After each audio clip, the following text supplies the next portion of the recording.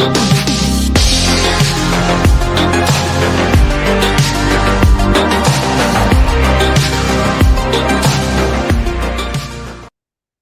happening, people? Welcome back to the Brothers Geekout podcast. We are back this week. We were out last week. A lot of stuff been going on. Super busy with everyone. I was on vacation, and Kibs had a few different things that he was working on. There was a lot of content still pushed out. Had some Geekout sessions and whatnot. But we're back for another week, and we've got loads of news and updates and stuff to give you. Just a heads up again, guys. Do check the description for the timestamp if you don't want to hear about, our lives and real world issue stuff that we get emotional about, and you want to go straight to the Geek Out session news, check the description. It'll be right there. And also, check Kibs, just so you a heads up, bro. I'm trying to think about different structure and how we can structure things in regards to the podcast.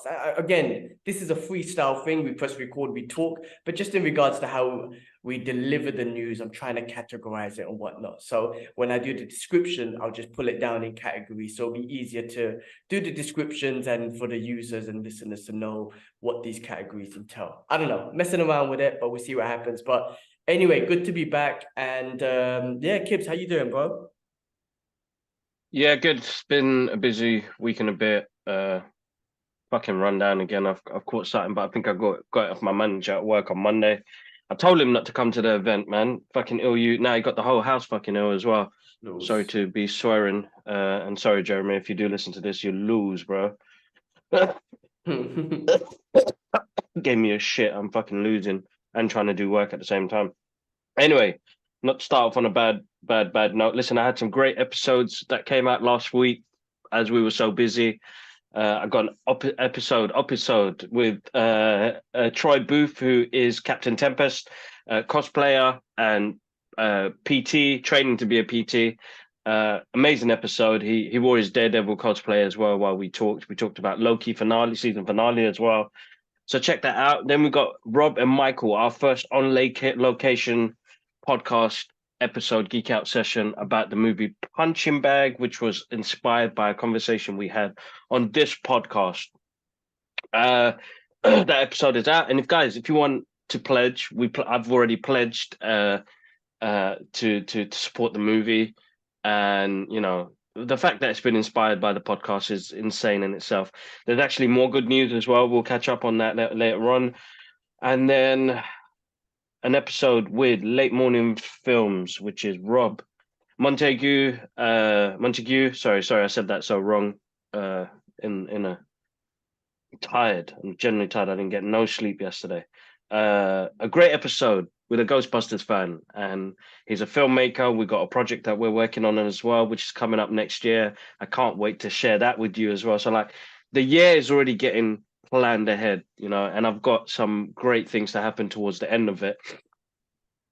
But yeah, we've got some great episodes, guys. Check them out. Show them some love. Follow those creatives' work. I think that's the biggest part and I think the conversation we had is about other creatives sharing other creatives' platforms. Listen, I'm happy with 5 views. That's 5 people that listen to it. That's 5 people that get inspired. I think we focus on the numbers way too much nowadays, way too much. I've been seeing a lot of videos about mental health and people ruin themselves because of social media. But listen, if it's going to be content that you actually like watching after, then do it. You don't need to do it for other people. I think we've come to a point now where we seek validation. You don't need to seek that validation. Put the hard work in, fuck the views, fuck what other people think. Do what you love, do what you enjoy, and opportunities will come. I'm telling you, I got to do, so this is for my 9-to-5 job. I work in marketing. I'm a vendor manager. I look after vendors like Adobe and Logitech and stuff like that. So I get to do creative stuff with them. But now I've embedded my world of geekiness into my work. And that makes the job so much more fun because I got to work at Harry Potter Studios for 2 days, bro. That was insane. I've never watched the movies. I'm sorry. I'm late. I'm so late. I will watch them. I bought the book for Lara yesterday, first one. So story time we'll read together. So the Harry Potter's Philosopher's Stone, we'll start off with that. But I will watch the movies. I did the tour yesterday, bro. Insane, bro. The fact that they filmed up in Watford, bro. The Warner Brothers Studios is there. and they kept all the sets and like maybe spoilers for some of the stuff I haven't seen yet, but just to know that it's movie magic, isn't it? When you see that stuff in front of you. It's like when I went to the Back to the Future exhibition, like I love stuff like that because that's my all-time favorite thing. So anybody who's a Harry Potter fan, like the fans of Harry Potter yesterday sold it to me.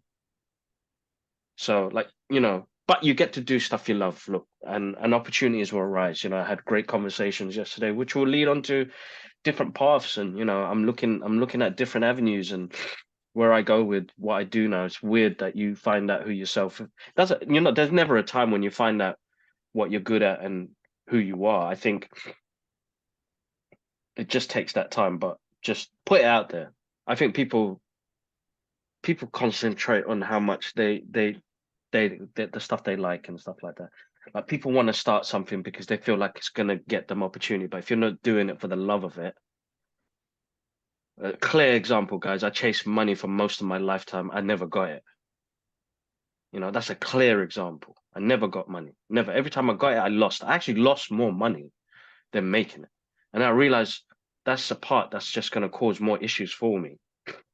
And sometimes it's not great. I'm not in an amazing financial spot now with mortgages going up and the cost of living and paying shit triple the amount for fucking electricity and gas. I'm struggling, but I'm getting by. I've got the necessities. There's realization there because there's other shit that's going on in the world. I wake up in the morning. I got my kids, I got my family. So that feeds the day job and everything else that you get to do. But money doesn't have to be the key to trying to get things done and things you love and opportunities as well. Things will come along. Opportunities will come along. I just say, just try and do what you can, but for the love of it, honestly, once you start doing it because you feel like you're going to get extra views and, Warner Brothers are going to give me a shout or Marvel, they won't. You have to put the work in. You have to reach out to them. You have to ask them the questions. If you don't ask, you're not going to know.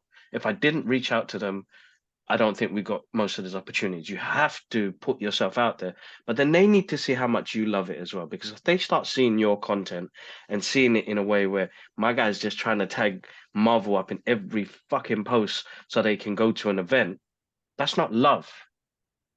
The reason why they notice you, because if you notice on our account, we don't tag nobody. We tag when we're at an event. Yes, we tag because they specifically ask. But other than that, bro, I don't tag up nobody in our posts, bro. You don't need to. So anyway, that's my week. We've got loads more to come. 2 pieces of good news as well. I need to respond to this email quick as well while we're on this. But a great opportunity has come up and I'm not going to say no to.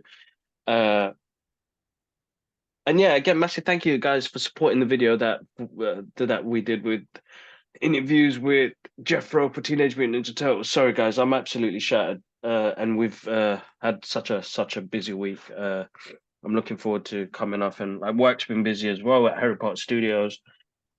Traffic in London is fucking shit as usual, man. Like trying to get home yesterday was a mission, and because I was feeling unwell towards the end of the show, when your body knows that's it, you're done now. You're done, son. Like, I'm on the motorway trying to keep awake, bro. Fucking M25, bro. There's gonna be a lot of swearing on this one, guys. It's been a while, but I feel like I need to let that shit out.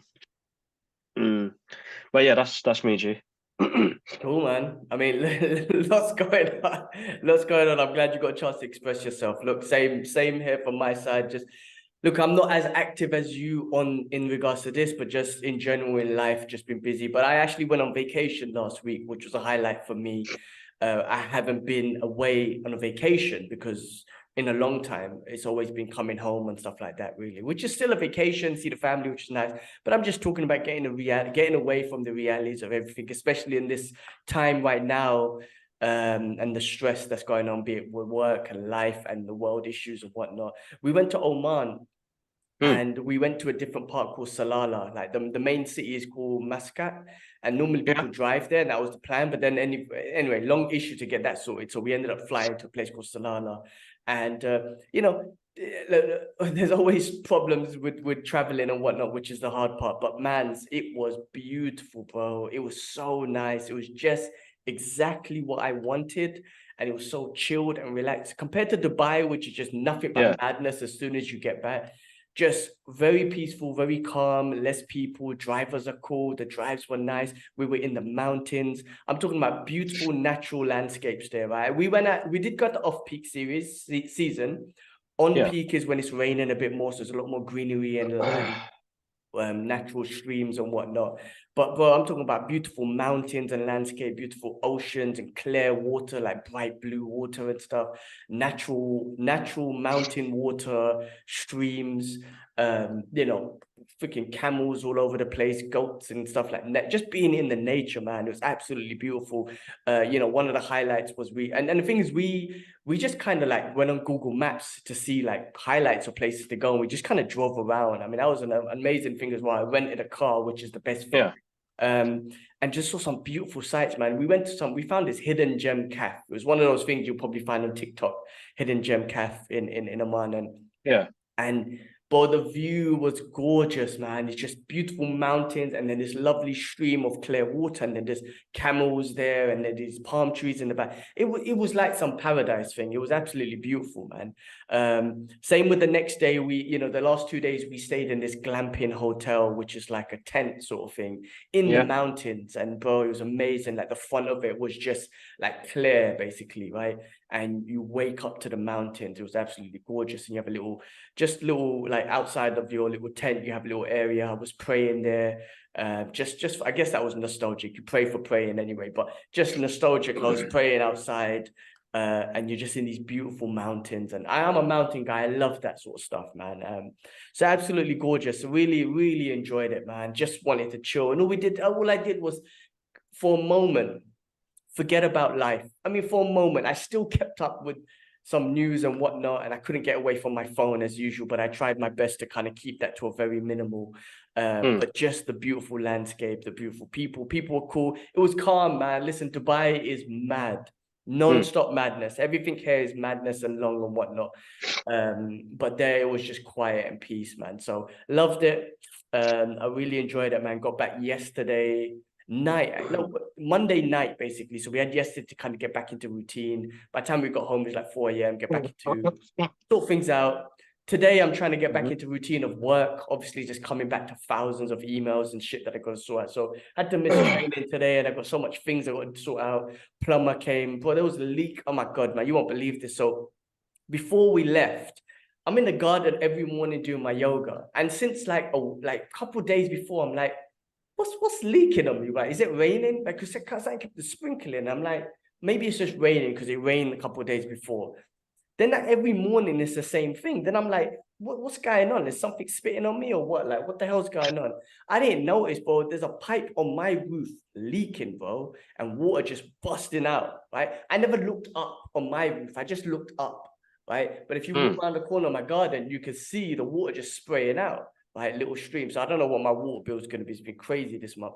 Anyway, so yeah, just got a guy to come fix it. Again, the process is the longest thing ever with these people. I really don't understand why they have the longest processes here. It's like someone comes, they evaluate it, but don't do that. They send someone else like 30 minutes later, an hour later. I'm like, why don't you just send the dude to come fix it? I don't know why you have to evaluate it. Anyway, then this dude, he was supposed to come on the day that we were leaving to the thing. And I was like, bro, come before this time because I'm going to the airport. I need to go. My guy comes, and then I tell him, like, we had a little discussion. Then he drives off. And then he goes, oh, I'm just going to get lunch. I'll be back. I'm like, are you a fucking idiot or something? I just told you I got to go. Why did you go for lunch? Then he came back. I'm like, piss off, man. Like, I'm going to the airport now. I ain't got time for this shit. Anyway, my guy comes today. He decides to come at fucking 8 a.m. in the morning and whatnot to kind of ruin my 8 a.m., my morning routine. And then I was just like, this guy. Anyway, got that sorted. And then, yeah, just other shit trying to sort out, man. I got to put my car in for service. And just sort out work, which I'm going to be on all day today. So no training for me. I haven't trained properly, like martial art wise. I haven't trained properly in like 3 weeks. So hoping next week, just get back into routine. I'll just train at home for the rest of the week and just get back into routine next week. And that's it for me, bro, man. That's been my updates, man. Other than that, just been, just keeping up with shit, just trying to keep my mental health in track, which is always a struggle. It's always a daily work. It's never easy, man, but always trying and just hustling, man. Now back in Dubai, just could be hustling. Got nothing else to do. Christmas season is Thanksgiving this week in the US, so things will be a little bit quieter from my evening calls tomorrow and something has been cancelled, which is great, so I could chill. Yeah, man, that's it, just a lot of shit going on, busy wise. But other than that, all good from my side, bro. What do I have to complain about when shit's going down in the world that's been, breaking our hearts and whatnot? I mean, if you want to get straight into it, I call this segment, I guess, do you want to get into it? Yeah, go for it, bro. Jump in. I said, I'm trying to not change things. I'm just trying to kind of like structure the news in the way we give it as much as I can, really. And we always would start with this one, I guess, because we got into this, right? And I call this segment Real World Issues. And the reason why I'm adding this segment is because we naturally talk about this. I know this is a Geek Out podcast, and I want to remember that every time, say in the beginning, check the description so you don't have to hear this stuff. But this podcast turned into almost like a therapy session between us. We talk generally between us, the boys, about these real world issues and how it's affecting us and whatnot. And that's selfish for me to say how it's affecting me, considering what's happening to other people, but just kind of communicating. And I figured there's a lot to express, and we talk about it here. So this is going to be a segment called Real World Issues, right? And of course, there's so much shit that we don't know about. Of course, right? That's just facts. There's so much, and we don't dedicate our news and time on this. But this has been a big one, which is obviously about the Palestine situation and the situation that the people of Palestine in Gaza are in right now. It's a horrible situation. I mean, I think there's over 15,000 people being killed. About 40-50% of those are children, which is heartbreaking. There's a stat that's been going around recently. The average death of someone in Palestine is 5 years old. 5 years old, bro. It's heartbreaking. It's heartbreaking. And everyone I speak to, it's the same thing you hear from some like, guys, I sleep with a broken heart. Like, it's hard, especially people who've got kids and whatnot. It's hard to see what's happening. I mean, whatever, this is obviously, and I'm not going to call this a complicated situation anymore, because it's not. Because when, you know what, because even I fell for that with the mainstream media push. It's not, right? Go read your history, right? And if you read the history, you would understand that this is basically an occupation. This is basically colonizers coming to colonize a piece of land. And that's what colonizers have done in the longest time and in the most recent history. They're colonizers who have come to take over the land. Simple as that. And lots of stuff have been happening up to this point. But the point is, like, the way that they have responded to that attack that happened on October 7th. And when I say an attack, there's so many different perspectives on it, but we'll leave it as that, right? Again, you got to know the history to what led up to this. And you got to listen to people like, Eli Papa. I might be messing up names and whatnot. There's Norman Frankenstein, I think it is. I'm mentioning Jewish people. Dave Smith, who's a comedian and podcast. I'm mentioning Jewish people because, like, people think that this is a religious war and whatnot. No. And the fact is that it's not, right? It's not Muslims hating on Jews, which is the propaganda that goes around and whatnot. That's not the case. This is literally a colonization. This is colonizers taking over a piece of land that was not given to them. That was given to them by, the British and whatnot.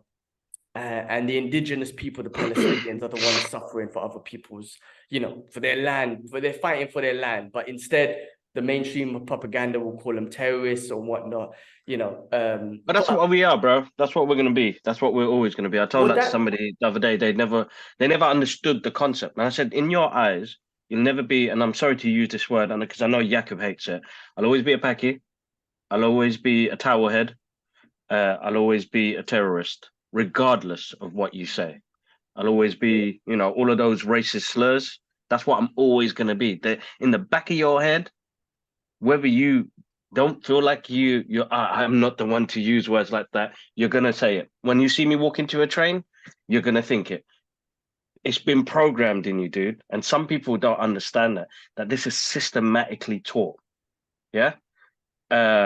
you're going to automatically do that. And you will never know. You will never know when you say, oh, I know how it feels. No, you don't. You will never know. And I had a heated conversation. It shouldn't have gone that way, but I felt like I had to get my point across because people keep using that thing. I know how it feels. I know how you feel. I know. No, you don't. You don't understand. They will never understand that every time I see a kid on Instagram or TikTok screaming for their parents or the parents crying for their kids, it's always a brown kid. Yeah, will always be that. And I'll always see my children in that. Yeah, they'll never And some understand. people, they'll never understand that. They'll Because never if it understand. was, They if don't it get was, involved. Yeah. yeah, if it was the other way around, if it was white kids, oh my God, the whole world, the whole Western world, especially, but the whole world will act, be it from a war perspective, be it from whatever perspective. But because they're brown Muslim kids, Christian, forget the religion, because they're brown Yeah, kids, exactly. Yeah. the They're brown, world, bro. They're brown. and the whole, and the thing is, when I say the world, don't get me wrong. I was listening to something today on Lex Friedman's podcast. Oh man, I got to give this guy stripes. Sorry, this one, this one I'm rubbish at. I'm not good at remembering names and stuff. But it was Lex Friedman's podcast, and it was a guy called. Sorry guys, I have to give the proper names. Otherwise I'll just fuck it up, man. Shit, as usual, I can't find it. Anyway, he was talking about like a stat that came out like after October 7th, like there was, a basic stat, the numbers were, give or take, right? But 60% after, so like within the first week, there was like a 60% pro-Palestine and 40% pro-Israel sort of like division going on. Now, after the collective punishment that Israel have done, and I'm no war general, I don't know none of this shit, but as a human being, I feel like I wouldn't have handled it that way. But the way those monsters handled it was just blow up everyone and kill all children and everything. Now that scale has changed the whole world. Like I think he said 90% now, or 95% is all pro-Palestine, and the 5% is Israel. And that's not, and again, that goes to show, right? As human beings, not politicians, not war generals or whatever it is, as human beings, considering an attack happened on the Israeli people. And again, it was a horrible thing that happened on October 7th. But again, you got to understand what led to that, right? What would lead these people to that? They live in an open air prison. They live in a concentration camp, whatever you want to call it, right? But put that aside, the fact that the whole world sympathized with you, and then within a month, the whole world's against you, the whole, like, not just regular people, because these protests have been amazing, but I'm talking about South Africa and a lot of South American countries have cut ties with Israel. Like the whole world, I'm talking about like the Middle East, there's different strategies here.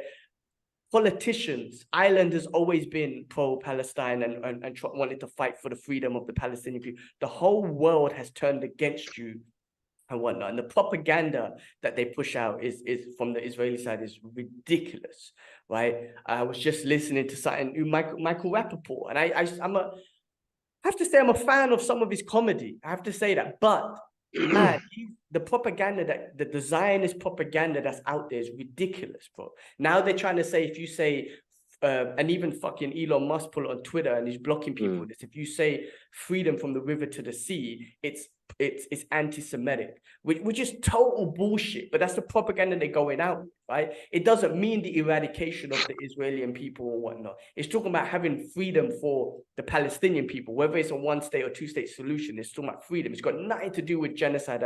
And the propaganda that they put out there was crazy. That means the eradication of Jewish people. But I was thinking about something, bro, and I want to get your thoughts on this. Like, this is something that I've been thinking about as well. Apart from obviously the obvious situation, right? Of course, there needs to be peace. Of course, we want both countries to live in peace. Innocent people, forget the politicians or whatnot. They're a bunch of criminals anyway. The innocent people from both countries to live side by side by each other. That's the main sort of thing. And inshallah, one day they'll get freedom. I saw something on the journal today, considering they're mainstream, and I'm cussing the mainstream media because they're biased motherfuckers, but we'll get into that in a second. But I saw something that they're looking to do a negotiation for about 50 hostages and something. So I hope that will reduce some of the fucking murdering that the Israelis are doing to the Palestinian people. One thing that I've been thinking about a lot, but I think it's also our responsibility as people to let people know that the Zionists have hijacked the Jewish religion.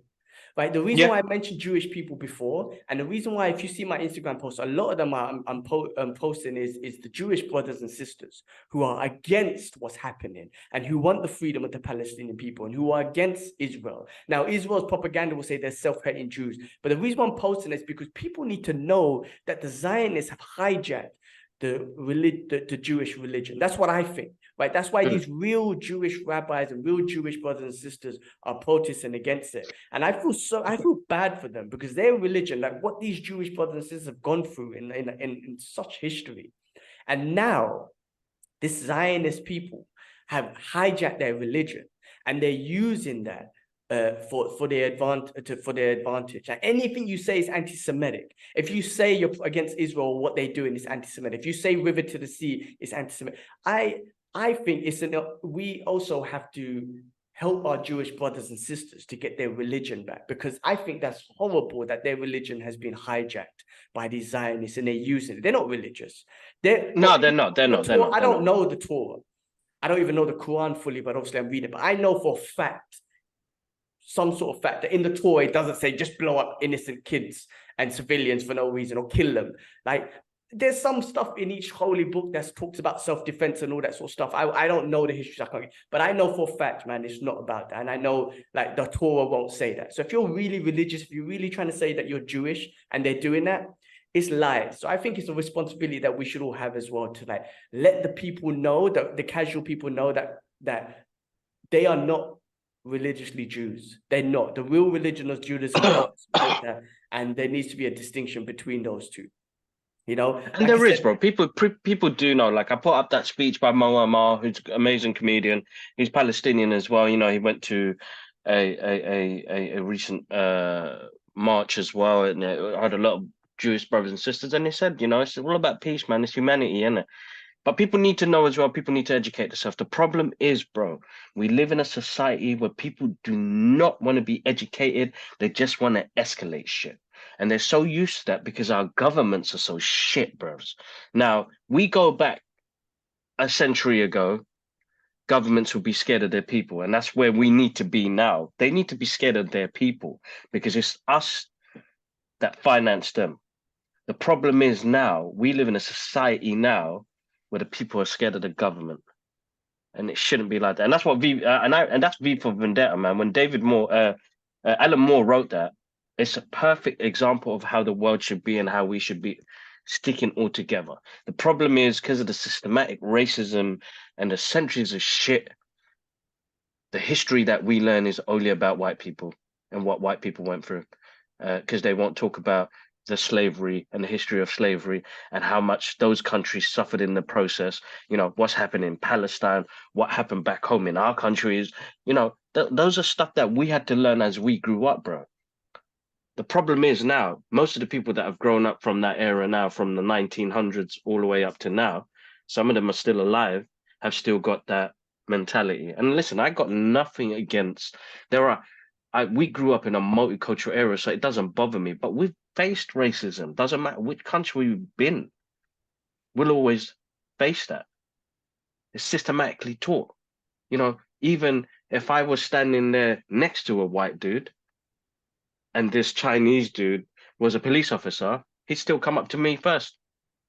Because he'll know systematically, you know what, that guy could be cool, you know, not knowing that guy could be mentally ill, holding a gun and got crack in his pocket. Yet here's me just going to pick up my kids and one of my lights is not working. So he'll pull me over, give me a ticket, give me a fine. And if I kick up a fuss, then, you know, they'll probably beat the shit out of me in the process as well. So we live in a weird systematic world. Yeah, that's what I'm saying. I didn't want to say that. Yeah, it's just not the Western world. It's everywhere. You know what I mean? So it happened to me in Hong Kong. I got targeted so much. And I clearly know, I mean, we're from, like when I say we're from the streets, we grew up streetwise more than anything. I clearly know who's holding the crack or the cocaine. It's the banker. You want to, I should tell the police, you want to find drugs?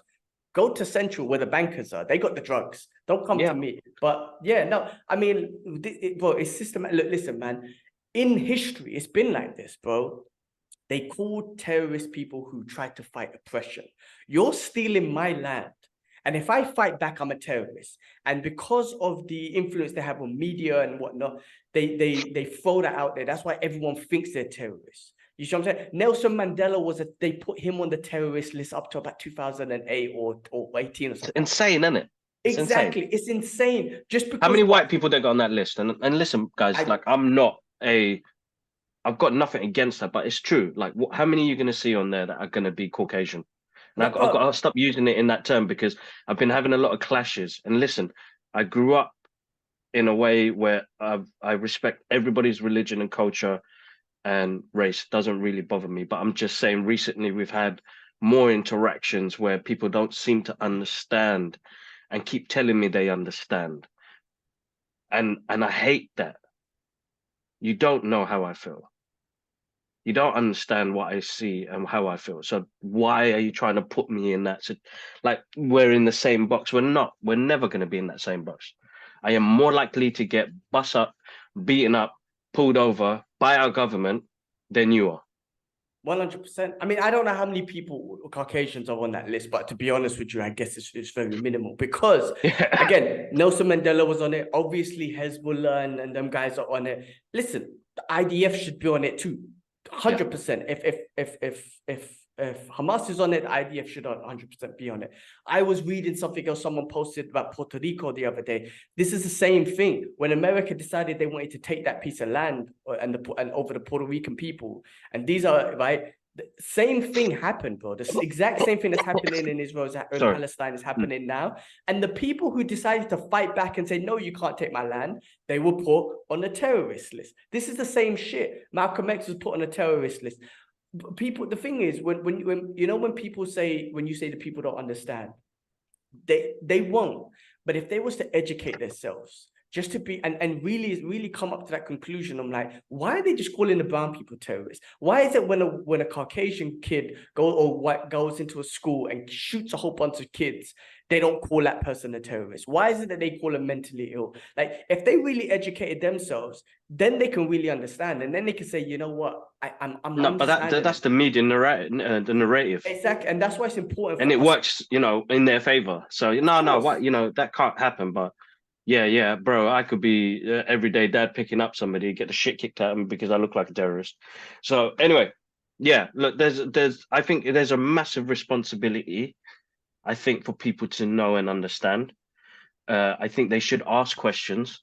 I think it's all about education. I had a conversation yesterday with one of the guys that work on my team, and he uses this phrase a lot, and it's actually, you know what, it resonated with me. It's educate, not escalate. We live in a society where we escalate everything, you know what I mean? Bad reviews, all of this and that, and you know, excuse me. Sorry guys for coughing and shitting on the podcast this week, but I'm run down. But educate yourself, guys. Seriously, if you've got questions, be more than welcome to ask them, man. I'm not going to take offense for nothing. You know what I mean? I want to be able to explain ourselves a little bit, but the thing is, the way the Western media works, it does not back us up in any way, bro. Any way. And that's why this is why, because I had this conversation with a friend not too long ago, and it came up because this friend manages a person who's been posting a lot of pro-Palestine stuff. Now, the company, I'm not going to say companies, and the company and the managers are putting this person, like, basically, this person's in trouble now. And it's not the first person. There's another person I know in the UK, within my industry, pull it that way. And he actually recently quit his job because they were putting pressure on him, right? But I think this is why social media and the internet has been so important. Now, don't get me wrong, definitely. This fucking thing is horrible because I got access. This is how crazy this world is, bro. And you can give this to your 10-year-old son or daughter or whatever it is, or less, right? And do you know what you're giving them access to immediately? Porn and fucking dead children. Think about that. How crazy is this? I'm telling you, bro, that every day I see dead children on my phone. Dead children on my phone. Can you believe that? Because of what's happening. Now, from one perspective, I don't want to see that. I skip through that. But the other perspective, it's important as us people to post and share this knowledge, because the mainstream media will never do it, right? No, That's of what's course not. important. And I think that's And why, if you've noticed, like a lot of places have started to rectify what they're saying. bro, I posted that shit, but I sent that shit. Can you believe CNN actually done that interview with someone in it, and was explaining the terrorism coming out of Israel and all those terrorist right-wing government people that had. I mean, I saw something on New York Times who finally posted saying something that Gaza is becoming a graveyard for children, and over 12,000 people have been killed. They said the word killed, not died, because there's a difference when you say killed and died. They were murdered. Like, I can't believe that they do, but I know I can believe it. I tell you why I can believe it. Because the world has spoken. This is why I say it's important that we speak. The world has spoken. Now, these mainstream medias are losing credibility because they're bullshit. We saw it with COVID. We saw it in the past. We're seeing it now. But when the world has spoken, and when we share the real information of what's happening through social media and everything, the world can actually see the bullshit and can see that the mainstream propaganda is a whole lot of bullshit. So now they're left no choice. And the thing is, Israel's put them in this position, right? When you're blowing up children left, right, and center, the mainstream media eventually get no choice but to be like, shit, I gotta post something. I gotta do some real journalism, quotation marks, right? Because that's what they all claim to be, but they're not. But now they have no choice because Israel's put them in that situation, right? But it's still minimal. It's still minimal. I'm waiting for one of these mainstream media publications to put like a hit piece out on the history going back to be it 1903 or 1903 or maybe 1947 when the first when the state of Israel, or 1948 when the state of Israel was first legitimized or whatnot by the UK or whatever, and then the first Nakba happened. Over 4 million or 700,000 Palestinians were ethnically cleansed from their homes, and then all the I'm telling you, read the book of Ilan Pepe, The Ethnic Cleansing of Palestinians, but it will talk about all the terrorist attacks that happened to the Palestinian people from then to kind of ethnically cleanse them from their land. I'm waiting for a mainstream publication to put that out there, but they're not going to, because this is my point. Everyone thinks that this started from October 7th, but it didn't. It started from way back. It started from 1947, maybe earlier, right? So that's the other thing that people need to do. When you say that, educate, don't escalate, right? I think that's important. Listen, as a human being, I think people just are like, whoa, wait, what's happened to these children is horrible, because you're seeing that as a human being perspective. But if you really want to know what you're standing up for, and you really think that, why would these random terrorists just attack people, Israel on October 7th? You need to go educate. Right. And again, when you say terrorists, I'm talking about they're both sides, both terrorists. But why would people attack them? You need to educate yourself with that book. There's also the guy I mentioned earlier on Lex Friedman's podcast. His name is John Mersherma. Hopefully I said his name. Okay. But again, he talks about the similar sort of thing. And, you know, even Elon Musk, even though he's a fucking, I don't know what's up with that dude, but he's banning people on Twitter. But he also said on Lex Friedman's podcast that, you know, for every Hamas member you kill, how many are you creating? Because you're blowing up. Not only are you control over their water, their food, their fuel, and all that sort of stuff. They bombed up all the hospitals, all the mosques. You know, I think I read something, there's like less than 500 Christians left in Palestine. I mean, you ethnically cleansed the Christians in Palestine. You bombed the church. That's insane. How many? That's insane. Exactly. How many Hamas members are you creating after killing all of them? Like, if there's a kid there who's lost his whole family and he's grown up in that environment, like they got no choice. I feel like there's an agenda to create that hate. Of course. Yeah, there's an agenda to create that hate because it continues further issues. Some of this stuff can be resolved, bro. Honestly. It can be resolved. And like, I suppose as I get older, I kind of wonder, because, you know, I'm in a job and some of the things I do is try to make life a bit more easy and simple and peaceful. And sometimes you just have to say yes so that the job can go well. You know, a situation, I blew up at somebody at work on Friday. I'll probably get a discipline for it. Yeah. But I said to the guy, I've got this event for the next 2 days on Monday. It's Friday today. I've been asking the whole week. Why isn't the work being done? I've asked, you knew this was happening 3 months ago when I booked it. You're telling me you haven't done it yet.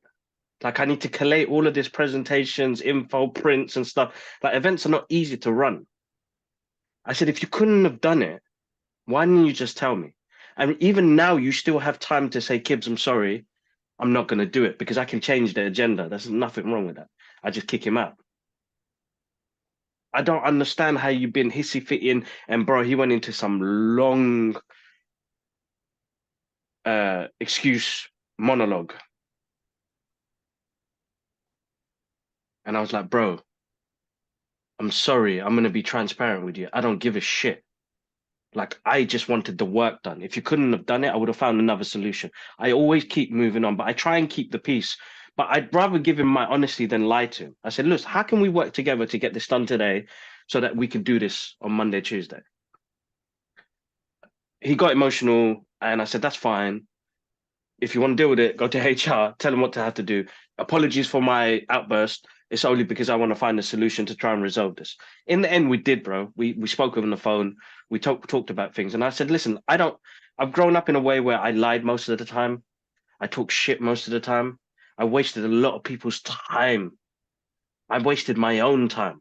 So now I've come to a point now where I just want to see results, do the work, and then I can go home and switch off. I do not want to be working over the weekend, bro. You know what I mean? Why am I covering your work for? You get paid to do this job. Anyway, got resolved. And I think that's what I mean. Like, resolutions can be said.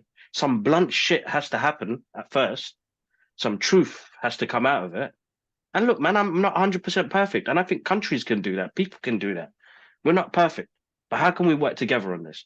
But we do not live in that world, bro. We live in a world full of fucking greed, power, fucking ego. And people say free will. We don't have free will, bro. We're fully controlled by all of it. Fully controlled. Fully controlled. And I think when people start understanding that, that's when they open up. And it's amazing what social media can do now, and the marches have been amazing, bro. Across the whole world, people are speaking up about it. It's a shame the government didn't vote for this fucking ceasefire. Cunts. I don't know how the fuck they sleep at night, but all those deaths are on their head. And as bad as that sounds, they sleep comfortably because they're cunts. Excuse me. That's a shame, bro, that we have evil people like that in this reality. Like, bro, if I eat a penny sweet, bro, like, maybe as a child I didn't really care, but when you go into the shop and you eat one, you're like, fuck, I feel scared for that shit, bro, because I'm a brown man eating a penny sweet. A security guard could beat the shit out of me at any time. Like, I don't know, man. It's a weird thing at the moment now, man. But the thing is, people are sticking together. There are thousands of people marching out there. The numbers that they show are even lower. Millions of people. Yeah. The numbers that they show in Western media, bullshit. They want to minimize it, bro. It's crazy that of course they'll minimize it because even knowing that people are standing together in one place, not causing an issue. You heard what happened in the UK last week. 2 weeks ago with the far right and all that shit. They went there to go fuck it up because the Muslims are running around crazy. It didn't happen. They were the ones that caused the issues. They've had a few arrests here and there, and there's gonna be hate, bro. You've built a world full of hate. You've built a world which is gonna cause people with free will to say shit whatever they want, and we have that as well. We have that freedom to talk like that on the podcast. But we could get censored. Yeah, you talk about free speech. We have, bro. America's known for free speech, but if you say free Palestine, you're getting cut off. You're getting fired. Well, my socials have got it, bro. My engagements have dropped. As soon as I started posting some stuff up, as soon as I put up the fundraiser on both of our pages, our views dropped. Some of them are not even supported no more. Where Facebook used to pay for there's a transaction fee because it was a charity. They've stopped on all the Muslim ones, bro. Mm. And that's it makes you think like there is none. Like, so now where you were covering it because you think you're helping people, you weren't. You guys are a bunch of bastards as well. And all platforms will do that. What to say? But as I said, and I think it goes back to what I was saying at the beginning. Don't give a shit about that. Speak what you want to speak, but do it in the kindest way possible. Exactly. Be kind. If we could be be kind, man. We need to be better we need to be better. We are better than the people that run these countries. 100%. No, we are much better. We are much better. The problem is that a lot of us put our faith into that, and that's old cultures and the rest of it. Like, I'd love to speak to an MP now because I feel like I'm more educated and knowledgeable now, and asking questions about who are you actually working working for, because you're not working for us. You ain't done nothing to make my life easier in this country. I'd rather go back home in Bangladesh and sit up. You know what I mean? Well, they'll probably tell you to go home, innit? I mean, that's what the racists That's want. true. That's The true. That's racists will true. say, well, if you don't like it here, go home. I mean, look, the point is, bro, like, people say in the street, like the freedom of shit. I mean, the social media, all of that is all controlled, right? Loads of people. Yeah, Now, yeah. if you were promoting violence, like if there was someone that said death to Israel, then I'm like, yeah, you got to ban that motherfucker, like, because we don't want that. But if you notice, most of it is actual news. Right, real news coverage from Gaza, because that's being blocked and the mainstream will not promote that. So it's up to the people. And the others is about peace. Think about it, bro. Like, what is we all asking for? A ceasefire. No one's asking to attack Israel. No one should be asking to attack Israel. We're all asking for a ceasefire. We're asking to stop killing people. That's it. Not to kill other people. We want war. Nobody wants that. That's a horrible thing. The only people that want that is the people in charge, these warmongering motherfuckers. The people who make money off it. And then the agendas of stealing the land. Those people want it. And then those far-right people from both sides, right? You'll get some people who are pro-Palestine, who want murder. They fucking ban them. You got people from the far-right pro-Israel side, and they want to murder all of Palestine. Fucking kill, stop them people. None of us are asking for murder. We're all asking for a stop of murder, of killing of innocent people. We want peace, right? But again, the censorship. If you say that, it's a problem, and that's what I'm trying to say. I'm very careful what I have to say because I might get in trouble at work, and I got a living as well to do.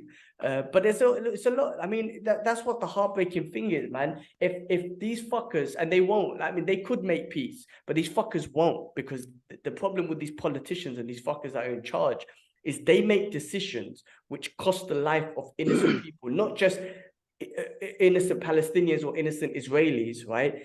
Even the soldiers, you brainwash the soldiers to go kill people or go get killed. It fucking traumatically fucks them up. Like, you're brainwashing those poor people too. Like I say, man, I honestly pray for the IDF soldiers, the young soldiers who've been brainwashed, because they don't know. They've just been brainwashed.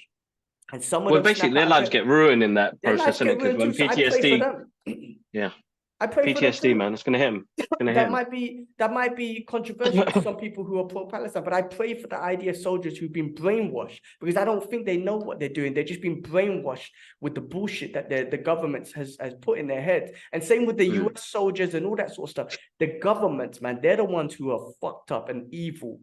So there can never be peace because of those people in charge. But look at the millions and millions of people in the world asking for peace, but the people in charge will never ask that. And they might say, we don't know nothing. And you know what? We don't. But one thing we do know, we don't go fucking killing people, murdering children and think it's cool, butchering children from all sides and think it's cool. Immediately, if we as human beings, we react to that with emotion and think like, this is wrong, right? That's why I'm saying, like, the general person who was probably pro-Israel at the beginning, and I'm not gonna say I was pro-Israel, I'll say my heart went out for those innocent people who died and whatnot. And then immediately you just blow the shit out of all the Palestinians, your heart changes. You're like, well, look, when you're killing all of them, my heart changes for them too. My heart is always with the innocent people, right? Never gonna be with the criminals. Whoever's doing the wrong, the soldiers or whatever, the terrorists, you want to call them from all sides, I don't care about them. But the innocent people, no matter where they are, our heart's gonna be there. The world has shown that, right? But these governments will never, the people in charge, these fuckers who don't vote for a ceasefire, who don't even show some aggression towards Israel to say stop, like fucking all of these politicians, right? They're bullshit, bro. They're bullshit. They're bullshit.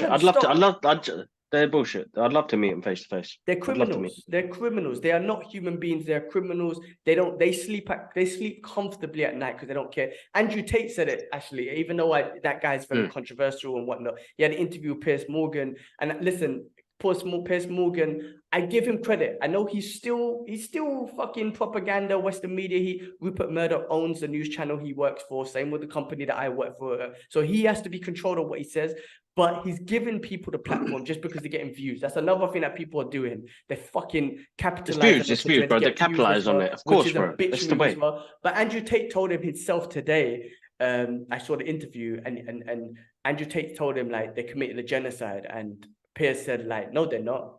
to my Israel committing a genocide. And Piers was like, no, they're not. Well, Andrew Tate goes, well, okay, that means your bosses have told you that you're not allowed to say that they're causing a genocide. Your bosses have told you, or it's hiding the fact from you that they are not creating or doing a genocide. You know what I'm trying to say? He's basically telling you you're being controlled. You're being controlled to be told that you're not allowed to say they're doing a genocide, even though the whole world is saying that they're doing a genocide on the people and then ethnically cleansing it. It's an occupied state. You're not allowed to say that. But look, give Pierce some credit. He has condemned some of the actions of that they've been doing, the occupation, them controlling the resources coming in, all that sort. I got to give credit for that. But the fact is, I still think it's a cunt anyway, bro. Oh, that's just me anyway, because the narrative that he runs with, you know, always bringing up Hamas and all of that, like, people are fucking dying, bro. You need to shut the fuck up and see what's going on right now. But it's a business, and that's the world we live in, bro. It's a business. They're making money, bro. And it's views, you know, all that controversial shit. When he had Jeremy Corbyn on the other day, he had Hijabi on with this other rabbi. Bro, they were like children fighting. It was stressful. It gave me anxiety watching it. I was like, he's just doing this for the views. He's going to get all these people that are going to clash, not going to have the right conversation skills. And at the end of the day, he's getting paid, bro. He got no worries, bro. He don't have to be in that country. He don't see kids like his kids dying. He don't see that. He never will. I think one of the best ones he did was the long form conversation he had with Bassam Youssef. Yeah, Bassam. Yeah, that was really good. But that guy knows how to articulate himself. He knows how to put people in his shoes, in their shoes. And people won't do that, though, because they're worried about how the fuck they're going to pay their mortgage next week, bro. We live in everyday society here in the Western world. Trying to worry about that as well, it's hard, bro.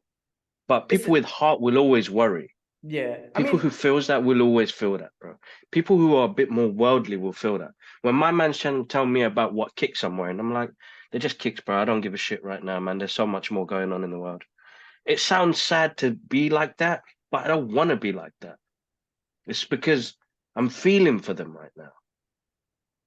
They are people, and people have lost their humanity, bro. It's insane how bad.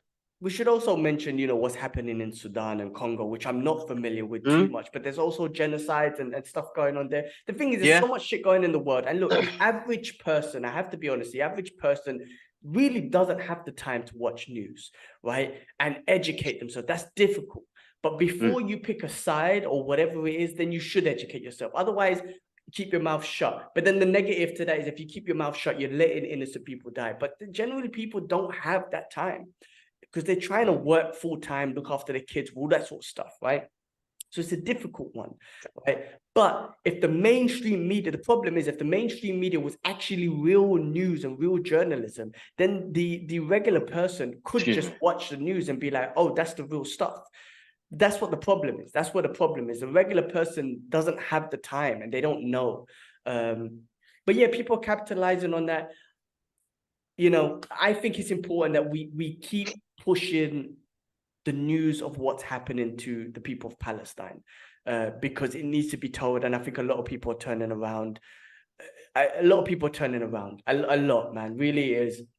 You're still going to get fuckers who want this to happen, who want the land to be stolen and Palestinian children to die. But a lot of people are finally getting educated to what's happening.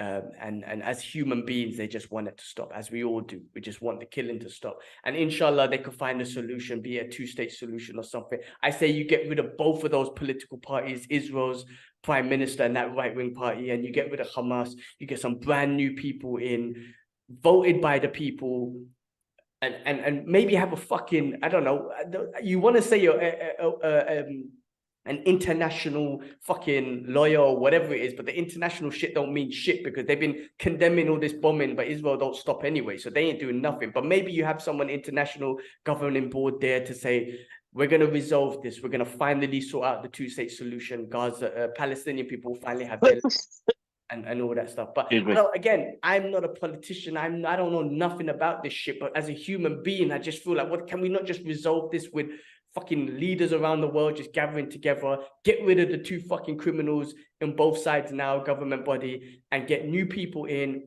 people who are sensible and not murderous motherfuckers, and say, look, we're willing to work together to resolve peace. But there's hidden agendas, bro, and that's why that shit would never happen.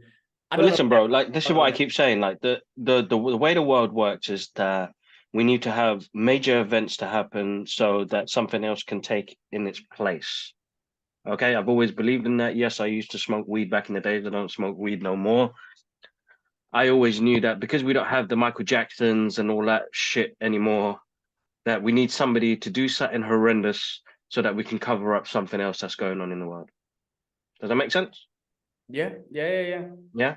So Eddie Griffin said it the best, he did that comedy sketch, and I'm sorry guys if I offend anybody with this, and if I probably messed the joke up because Eddie Griffin said it the best. He'd be like, oh shit, the government needs to do something fucked up. Let's call Michael Jackson up. Mikey, sorry, Mikey, you're gonna have to touch another kid's little Willie. And like he did it in that way, but it's the truth. Like we don't have that, but there are certain people that will take that cover. Something will happen, and it's a shame this had to happen for a larger scale something to happen. Well, and if I live in a world, sorry. We've seen it in history. Look, 9/11 happened, which was horrible and whatnot. But then they blew up Iraq and Afghanistan. Yeah. They weren't even looking for fucking Bin Laden. They found him after, but they wanted to go after fucking Saddam Hussein, saying they got weapons of mass destruction, which is clearly now known as facts that there was no weapons of mass destruction. And then same with this one. The conspiracy around this one is October 7th happened.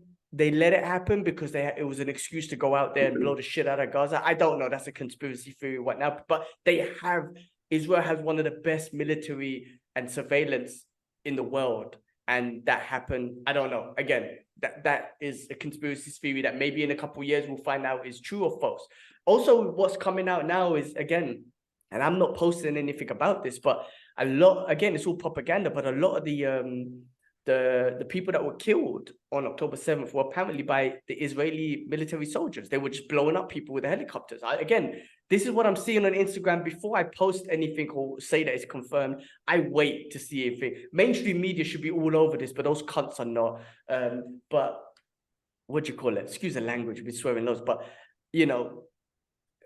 just wait and see. All I would advocate for, and everything that you see on my Insta, I would never advocate for violence.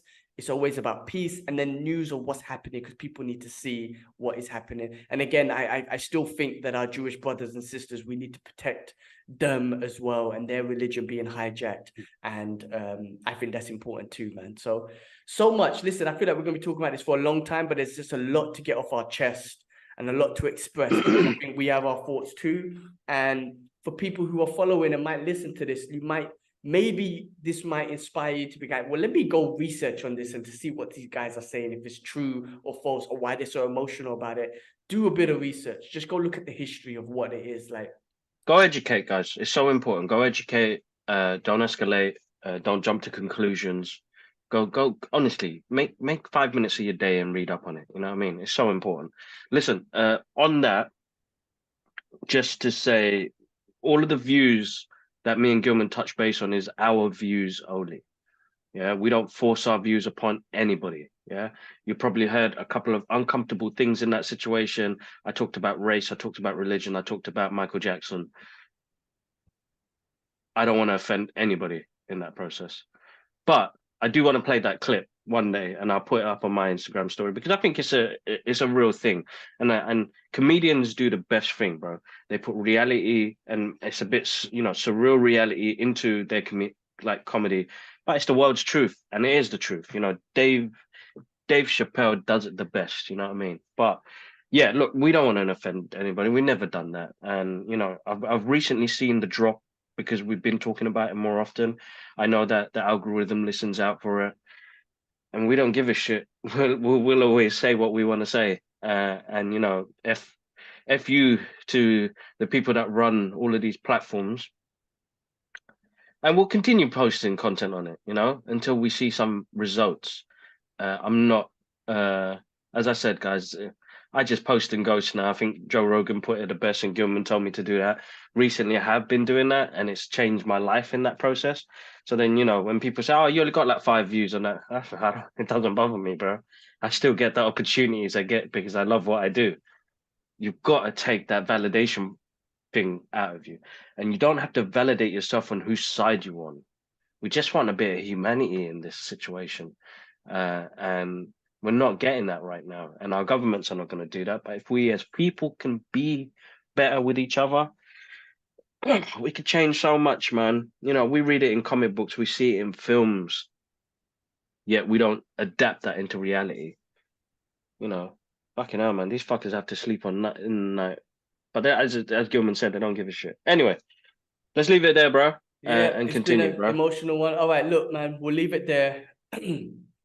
Guys, all right, next segment. Next segment is called Things We Watched. Let's start off with Captain Marvel. You saw it. You went to the premiere. I went to the day after. It has flopped massively in regards to revenue, right? Budget and whatnot. Not saying the movie shit. It flopped revenue-wise. The worst comic book movie revenue, I think, of all time, like beating Morbius and whatnot, and The Flash and all that sort of stuff. I think a lot of it has to do with the boycott, right? Because of the current situation, Disney funding money to Israel, that sort of stuff. So the boycott works from one sense. I think that's one aspect of it. The other aspect was, I think people be over fatigue. Some people don't want to see women as leads, which I think is a bit off. What's his name? The fact it's going to come on Disney Plus in like 3 months, bro. That's another killer as well. So I think they need to restrict movies and have it a longer breathing time. Yeah, and I think that's what they're going for. Yeah, people just wait for the streaming thing. Because I don't get me wrong, I enjoyed the movie, bro. It was a good, fun action movie. I think the fish out of water with Miss Marvel, she represents the fans, which are us, working with these superheroes is Captain insane. Marvel. I love that. Yeah, Miss Marvel. Miss Marvel. She stole the show from me. But there are some interesting concepts they had on there. The villain, I don't even know her name. She is, they could have got somebody else better, even if they got Kang involved in it. I was gonna say it continues the story. Give me Kang, man. Just give me Kang all day. I'm happy with that. Anyway, that didn't happen. The part that stole the whole movie for me was that ending, bro. And spoilers, guys. We in the X-Men universe, bro. Amazing. That was the best. That was the whole movie. I was like, cool, funny, blah blah. But that part, goosebumps. I was like, oh my god, that was the best thing. And the thing is, the way they done it. I know CGI is everything, but I feel like they got it so, like, he was all CGI, right? He looked so good. He looked like the cartoon beast. He looked like the cartoon beast with his professor jacket. I was like, sick. They get Kelsey Grammer back as well to do the voice. Listen, that was amazing. There are elements of the film which I feel like was kind of groundbreaking as a Muslim, because there are some things that happened in there, and I was like, man, I'm actually listening to hearing these words being said in a Marvel movie. And me and Jeremy were talking about it the other day, which is a connection to the audience even more. When you're using words like subhanallah, and that scene where Miss Marvel's Kamala Khan's dad is praying, and he's like, what's going on? He was like, pray, man, pray. Samuel Jackson was like, pray. They're using words that are connecting with us now, which is really good, bro. Like that's stuff I want to see, man. Like, yes, it's a bit of my reality into that fantasy world, but it's nice to hear, nice to see. You know what I mean? Listen, bro, I ain't got no beef. I think the problem is now is that the audience are fatigued. The audience, I don't know what they want anymore, to be honest, Bro, I think it's not just what they want. I think some of the content is cringy and bad. Look, with the diverse stuff, it's cool. I personally found her parents going up there had no value to the movie. So they bring those elements to it, but I thought they'd bring no value to it. There was a comedic element that they bring, but I was like, there's no need to take the parents up to space, in my opinion. I think some of the dialogue in the movie can be cringy. It's like you pushing it too far. Like when Miss Monica Rambeau didn't know how to fly, and Samuel Jackson must have said to her, use black girl magic. It's kind of like, guys, you're forcing that. Like, there's unnecessary dialogue that they put in there that you just think like this is not a great way to push female diverse characters. Don't say that sort of stuff. Let them be powerful in the story. Right? Not exactly. powerful with these silly dialogues, man. Let her get some inspiration from her mother or to save someone to go out and fly. Like, I mean, don't say that. That's not inspirational. That's just cringy. I did find the singing planet cringy, but anyway. But I listen, bro. My reviews up, and I gave my honest thoughts. I don't think it was shit. I don't think it was great. But I think Stephen King, did you see him? He was defending it. He was like, you know what? I don't know why people are glorifying on the failure of movies, Marvel movies or comic book movies or people's movies in general. I don't know why you glorify that. And I agree with that. Why would you glorify if something failed, right? Same way But we've come to that point now. This is what I was talking about, society in general. We're talking about, we look at reviews, and I think cinema is losing because of people's opinions. Because people listen to them. And I'm like, why are you listening to me for, bro? I'm just sharing my thoughts. This is what I thought. But go support cinema, man, because then we're going to come to a point, bro, there ain't going to be no cinemas. Where are you going to go to get lost? You know what I mean? I'll be in my 80s, be like, oh, man, I remember them days. We used to go cinema all together, have a game, have a laugh. You know, Jakub's laugh or something like that, Dwayne's laugh. Like, no, man, there ain't going to be none of that, bro. We're going to be virtually watching something, and it's a sad time, I think, in that industry. They're going through struggles already, bro. You know what I mean? And I think people are quick to jump on the negative bandwagon, bro, and just rinse the shit out of it. And they don't want to put the hard work in, bro. We've come to a society now, you know, nobody wants to put the work in. And when they ask me, how do you get these great opportunities? I work, man. I don't understand why you don't get that concept. This shit don't come like that. You have to put the work in. You stop the validation part and you do stuff that you love, you'll end up doing it. Look, we pushed out 3 episodes last week, bro. I put 4 hours of my time into that. I got to connect with some amazing people. My thing is I'm connecting with people. We're having great conversations. And somebody else will see that and say, look, this guy fucking loves cinema. This guy fucking loves talking to people. Let's get him up on there. You know what I mean? Well, that's what I'm saying. That's what it is. And I mean, people don't want to do that. Yeah. People don't want to do that. Somebody asked me about Marvel. Oh, how did you get that? I've been campaigning for it for months. I've been tagging. But I'm like, but what is it that you love about it? Did you read the comic books? Is there a specific story that you absolutely adore? Yeah. Is there a character that you adore? You can't just tag people up thinking they get tagged a million times a day, bros. A million times a day. Fuck that, man. If I was their social media guy, man, I'd be like, fuck this shit, man. They probably got a whole group of people. Yeah. I mean, that's what the problem is. Like, have you watched all of the content? Have you, even the movie stuff, have you watched it all? Even if they're shit, you sit there and watch, because we watch them, even though we might not enjoy some, we'll sit there and watch it because we want to enjoy it, we want to love it and whatnot. But yeah, no, I mean, look, listen, to be fair, sometimes they will just get some people with high followings in there just to get that marketing out there, but that's marketing. But yeah, the true fans are people who are truly fans and are going to enjoy it, are people are just going to watch it regardless if they're not interested. I mean, one of the other things Stephen King said is like, some of it is because of the fans don't want to see 3 girls in a movie. They're like, ooh, girls, I don't want to see that. He's taking a piss out of the old comic book fans who was, you know, that stereotypical kid that lives in his mother's basement type of thing. But that could be a problem too. I think, look, I don't think this movie was shit. I don't think it was shit. The reason why, again, same with The Flash, I don't think it was shit. The reason why people are hating it is because, you know, okay, in this current time, they could be boycotting and whatnot, but put that aside. I think there is a fatigue, I think, in the content. No, there is, bro. There is. I'm feeling that. Yeah, I don't think the stories are told in a great way to empower the characters, be it they're female, they're diverse. I just don't think you're empowering them enough. With story, with heartfelt story, with relatability. Don't just put a brown girl Muslim in there and say, oh, I should relate to her. No, like, give me, as a human being, make me relate to her, not just because she's a brown Muslim girl. Yes, I see that. And I'm like, that's cool. And she actually, I think a lot of people loved her in the movie, but I didn't love her in the movie because her dad said Subhanallah and she said Bismillah. No, I liked her because she was funny. She geeked out. She saw Captain Marvel. I'll do this. It was when Ant-Man saw Cap and he was like, oh my God, Captain America. It was all of that. That's why I loved her in the movie, not because she was a brown Pakistani that said Bismillah. No, like that don't mean shit to me. I mean, it does, but that wasn't what made me attracted to the character and like the movie and like the character. It was her. And the same thing I wanted to, you know, I liked with Monica Rambeau, like we finally saw a little bit of why she was upset with Captain Marvel. And we saw what Captain Marvel's been going on because she felt responsible for all of this stuff that's been going on and whatnot. The villain you mentioned, I think that was shit. I don't even know her name, and I don't want to know her name. Like, they slacked on the villain. I was like, well, you just replaced Ronin with again a diverse female character. It's like, what the fuck did you? What was the solution? They will give me something with that character. I don't give a shit about the character at all.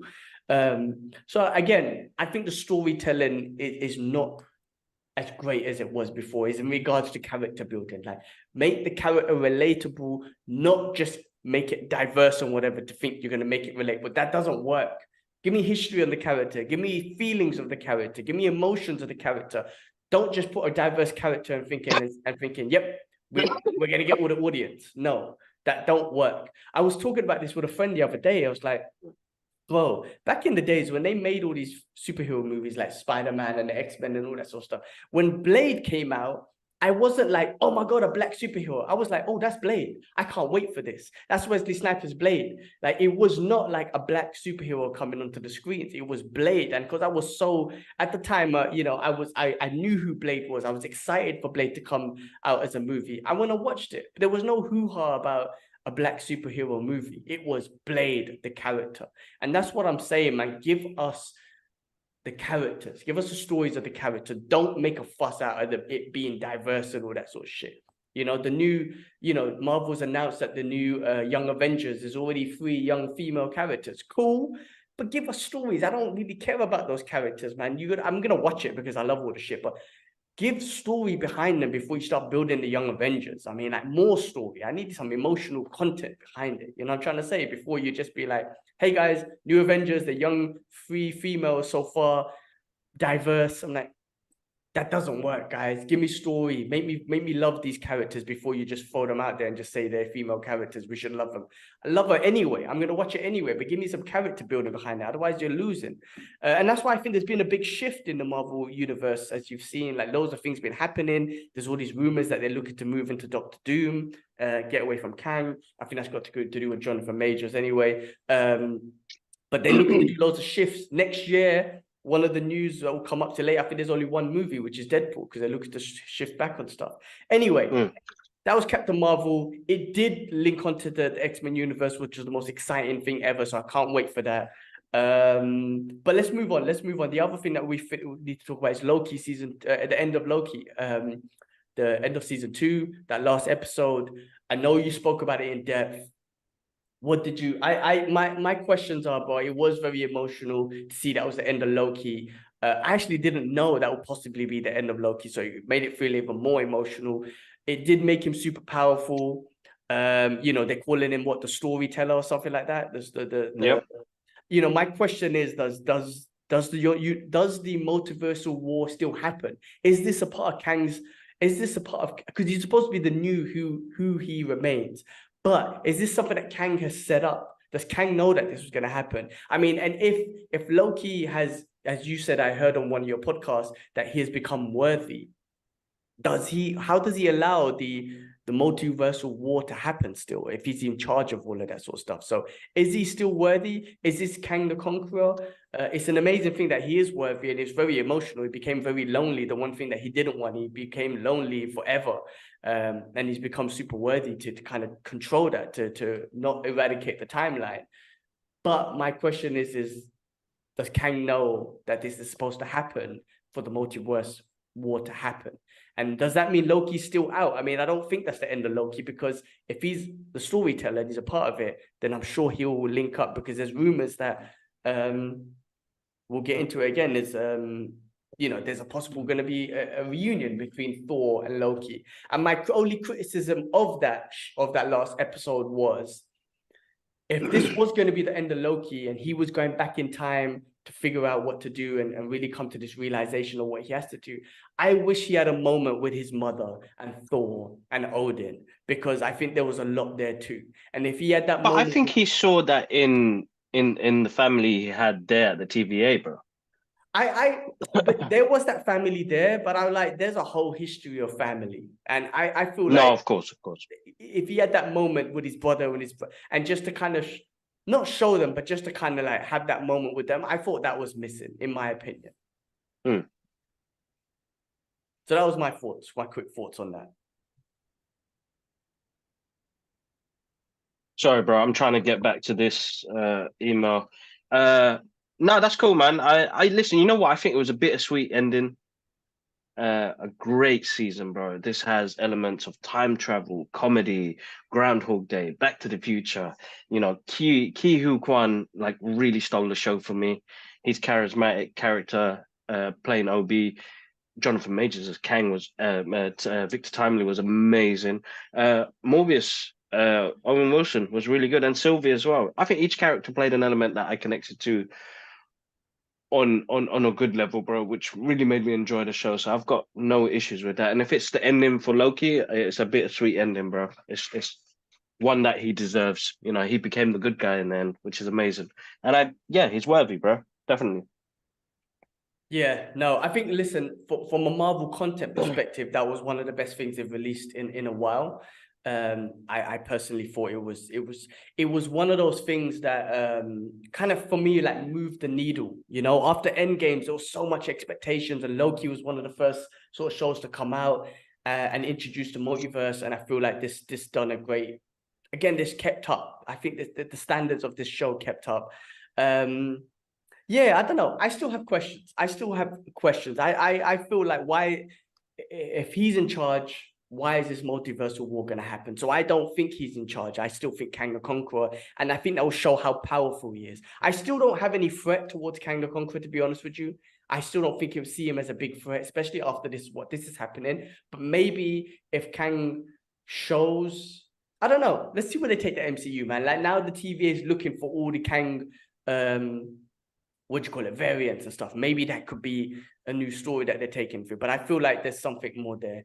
All right, moving on. I was watching Twisted Metal, bro. That came out like a while back. I was watching it on the plane. It's actually not bad with Anthony Mackie. I don't know the video game, but it's this Mad Max type of real world where there was, you know, nuclear disaster and all that sort of shit. These cities built a wall, just like Judge Dredd, for example. Within the wall, there's a civilized situation. Outside of it, it's all Mad Max, madness, and whatnot. Anthony Mackie's character is like a milkman, like sort of thing. He's like a delivery guy. And when he said delivery, he's delivering stuff like crayons and oranges and, you know, stuff like that, petrol and whatever. And his payment, obviously money don't mean shit no more. Your payment is petrol or whatever it is. But he's actually the show is actually pretty cool. It's very fun. Mackie's character is quite funny with a funny charisma and whatnot. All the characters that they got in there have some sort of charisma. So it's not just dark and serious. It's got jokes and stuff in it too, and a visual. I don't put it like a video game visual to it as well, which is pretty cool. When I say that, I mean meaning like the characters have some character to them, like they look like there's something out of a video game. So anyway, one to check out if you have time. The other thing was Monarch Legacy of Monsters. I watched the first 2 episodes. Oh, how is that? It's not bad. I think so. Obviously, it fits in with the whole Godzilla and King Kong universe. I think it happens sets around 2015, I think it is. So after the first Kong movie and after the first Godzilla movie, and I think before the Kong versus Godzilla movie. I think it's before there. But it's pretty good so far. They're going back in time and forth, back and forth and whatnot in regards to okay. Yeah. So back in the 60s or 50s or what it is, in regards to like the discovery of Kong and whatnot, still getting into it. Not Kong, sorry, Godzilla. Up to this point now, so far so good. You know what I mean? We'll see where it takes us. Kurt Russell just got introduced, so his character was introduced from the first episode, but Kurt Russell himself had just got introduced in episode 2. So we'll see how that takes us. I mean, I'm interested so far to see where it takes us. The truth is, though, to really fully understand everything, you should go back and watch all the movies and stuff like Kong, Godzilla versus Kong, Godzilla 2, whatever. Is that connected? It's all connected. So I forgot about a lot of things. So I don't know. I watched them once and I never watched them again. So to really understand where this fits in and remember where the flashbacks from, you should watch all those again to get a refresh, and then you will know. But I forgot all of that stuff, so I'm kind of watching it fresh again. Cool. The last thing, you watched Napoleon. What was your thoughts on that? Boring. Listen, guys, and that's just my point of view. Massive shout out to the guys at Sony Pictures UK for hooking me up. It's a long film. I think it's just over I think it's just under 3 hours or something like that. I fell asleep, bro. But that's because I was tired. So I'm gonna have to watch it again when I get home. But what I was hoping to see in this was, look, Ridley Scott is a dynamic, big director, and he directs these epic movies, and he has for a long time. But he dived into a part of this man's world which I didn't need to know, and it fell flat for me, bro. Like he's talking about 15 years of Napoleon's life between, specific war times, but his relationship with his wife and the dramas with the political sides of stuff. And it just fell flat, bro. It was boring, bro. So boring. And I think I actually fell asleep. They did show an element of his mind on how he works with, how he defeated most of these wars and battles.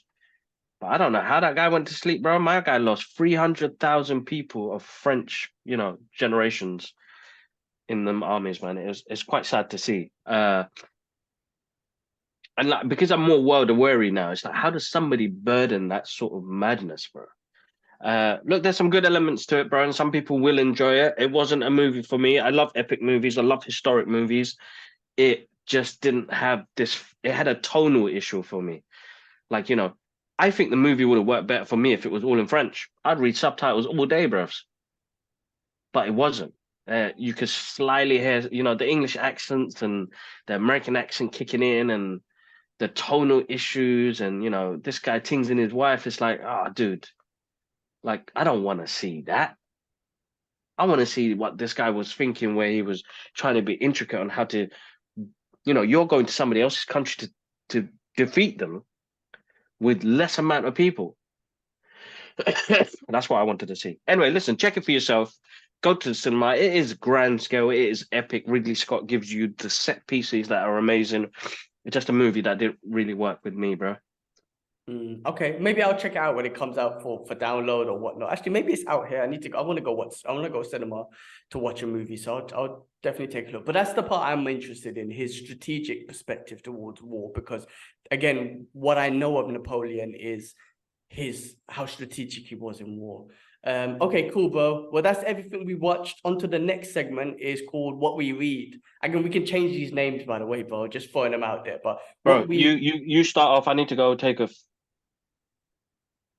piss. I'll be back, guys.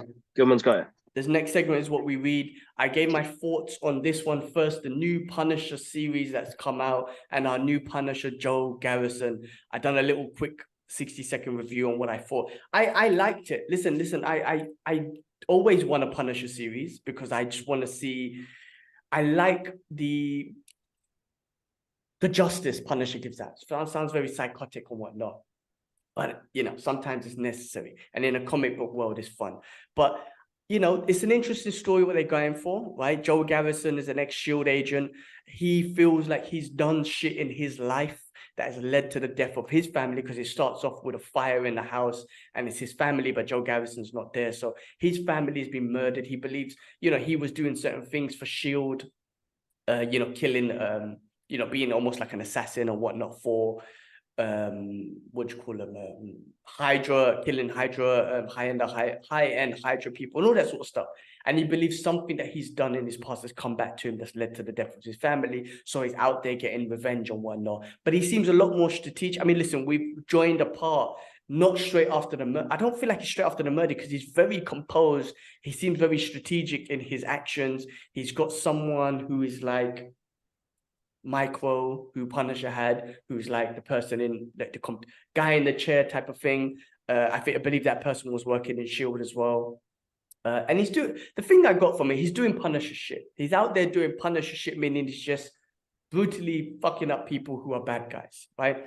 My questions is like, why is he wearing the Punisher skull, right? There's a scene in the comic where he was wearing that. A news report comes out saying Frank Castle, the Punisher's back, and he was like, "Oh, that's good. Let them go look out for Frank while I deal with my business." So my question is like, was that the reason, just to divert people to go look for someone who's not there, which is Frank Castle, or does he have another reason of why he's wearing the Punisher skull? So I have that question, and I'd love to see more of what it, because Frank had a psychotic. Frank had traumatic. Had a traumatic background with the war and PTSD, but he was very traumatized by the murder of his family, and he waged war on streets. So anyone who done something bad, any bad guys, anything, he waged war them regardless. I don't know if Joe Garrison has waged that kind of war. So is this a story of just revenge using a Punisher's skull or whatnot, or is I don't know. Or if you haven't waged war on the streets like the Punisher has, what's your limits? Are you going to have a boundary? Because the Punisher had no boundary. He saw a bad guy, he shot, right? I don't know if Joe Garrison has that. So let's see. This could just be a revenge story, and maybe it will lead back to Frank Castle somewhere. I would love that, because I want Frank Castle back. I'm a very big fan. Frank Castle is the Punisher. But I'm enjoying this so far. You know what I mean? Like, it's fun. It's fun to see the Punisher back, and we'll see where this takes us. That was that. The other thing I'm reading is this, which I'm loving right now. Spider-Man Life Story Extra. Now, this is really because the concept of this is that it follows Spider-Man's life from the 60s when Spider-Man was first introduced to us, all the way up, I think, up to 2000s or whatnot. And I'm in the 70s right now. But what I love about it, and the theme that it seems like, is this whole, with great power comes great responsibility. And it starts off in the 60s. You got Hobgoblin, all that sort of stuff. It was the Vietnam War, and he keeps battling himself, like, should I go? I've got superpowers. Should I go and help and whatnot? I've got these powers. Is it my responsibility to go and fight in this war? And he bumps across Cap, which I love, because Tony Stark and other people are out there, but he bumps into Cap, and he asks Cap the same question. Obviously, Cap tells him that what you do, and I've seen what you do on the streets here, and how you sacrifice your life to help people, you already taking responsibility of the power that you got. And Cap says it himself. He goes, I need to go out there. I am going to go out there because I need to see what's happening there with my eyes, rather than listening to the mainstream media. He says this in the comic, rather than listening to the media and the politicians, I need to go see what's happening in my eyes. Because we all know now that really Vietnam shouldn't have happened. Or the American soldiers that died shouldn't really have been out there and whatnot. Again, I don't know the full story of it, but the fact that Cap saying that would now in this comic was so relevant to what's happening now, just basically saying, I need to go see it for myself. Anyway, the struggle continues for him about that responsibility. We're in the 70s now, and I'm just interested to see where they take it. It's the same characters, the same all the way leading up to 2000. So brilliant story, man, and I think great concept of Spider-Man. Awesome. But yeah, those are the two things I've read. Have you read anything? Bro, I'll be honest. The past week, no, nothing. I've got another book though because of Harry Potter. So I got that to read with Alara, but that's why I haven't been such a busy week. And now that we're all ill, it's gonna be relaxed time, bro. I'm shattered. All right. Well, look, let's move into the next segment. I know I said to you this is gonna be a long one, so we've got so much to go through. The next segment, I've called it the comic book world. And well, I should call it the comic book movie world, because I'm talking about the MCU and the DCEU and all that sort of stuff. Starting off with Marvel, though, so it has been announced we have our Mr. Fantastic, and that is Pedro Pascal as Reed Richards, finally be announced. What's your thoughts, bro? I mean, it's a big one. Oh my God, I'm losing. I don't think we should have had Pedro. I think he's amazing, bro, but should have got somebody new. I think it would have been better for us to get somebody new and somebody fresh. I think Reed Richards is an important part of the MCU, and I think they picking him. I don't know how long he's going to last in the MCU for, bro. You know what I mean? Because I really want it to continue for a further and a longer period, like they did with Cap and all them lot. So he's probably going to have to sign up to a 10-year contract. You know what I mean? So it would have been nice to have somebody that was fresh, younger, I don't know, bro. You know, like some people get like casted and they end up playing themselves, and that's what I'm scared of. I mean, even though he does Mandalorian really well, he did Joel really well. I think some actors come to a point in their career where they just play themselves and it's just a payslip. Does that make sense? Yeah, it does, but I don't think Pedro Pascal would do that. I think he's brilliant. Look, I agree in some sense. I think that he will, regardless, do a great job. I do think it comes down to the direction of the movie, because I think he'll do a great job. But I think it's the movie itself, the storytelling, the relationship of his sister, Yeah. Johnny Blaze, all of that. If they can keep that all consistent towards a comic book, if they can give us a good story, he would obviously do a great job. It's just that is his sister going to be not his sister, sorry, his wife is sorry, Yeah, Johnny Sue Storm. Sue Yeah. Storm and Johnny Blaze, their family. So, but yeah, no, it's just I think he's going to do a great job. It's the story, it's the direction of the movie. It's what is going to be key. And I think if the movie fails, they could blame Pedro Pascal on it or the director. But I think the success of the movie is based on the content of the movie, man. Because I think he'll do a great job. Honestly, I do. Mandalorian smashes it. Everything he generally touches, I think he's really good. So yeah, I mean, listen, people are going to complain, and they already have. Hispanic, Mr. Fantastic, Reed Richards. Listen, I've so the thing is, I've got no issues of him being another culture or whatever. It's never been the issue. When I've read the comics, I've never seen it's just a white guy or you know whatever. Like you said about Blade, we've got a Blade movie. You know what I mean? Sorry, guys. Uh, it's just let's see how he does it, bro. You know what I mean? I thought Adam Driver would have been it. You had John, I can't remember his name, who did Multiverse of Madness. Like I don't know why they didn't stick to that. I don't know who's making the decisions at the moment now, but listen, bro, you know us, bro. We're gonna indulge it. We'll enjoy it. So let's see how it is. Let's see. It's gonna be big, bro. It's gonna be It's a big. It's big gonna be one. big. Listen, that's a big decision because it's Fantastic Four, Marvel's family. So it's a tough one. But I think Reed Richards will do a great job. I think it's going to come down to the content and the movie. So we'll see. Not Reed Richards, Pedro Pascal will do a great job. It just comes down to the content of the movie. That's my only thing. If Yeah. you fuck that up, the whole movie's shit anyway. It doesn't matter who you got in there. So that's my thing. Fox has made 2 attempts. The second one was absolutely pants. The first 2 actually weren't too bad. Actually, I kind of enjoyed those. They were fun. But let's see what happens with that. There was other rumors that they're looking to get cast Doctor Doom. Obviously, made Mads Mad, McKenzie Mad Mickelson. Mickelson. There you go. Obviously, I can't read. Mm. He'd be pretty good, man. I was looking at his face from a visual perspective. I'm like, he'll be fucking good, man, because he's got some Doctor Doom type of face. I don't know that there's a specific face to him, but No, I feel you're right. he'll be I good. think he'll be fine. I think he'll He's be a cynical fine. I think bastard. yeah, I think he'll be fine. Again, he's already played the character in, you know, I can't remember what character he played. It was in Doctor Strange. We don't need to replace. I think we need somebody fresh, ready to play this role, bro.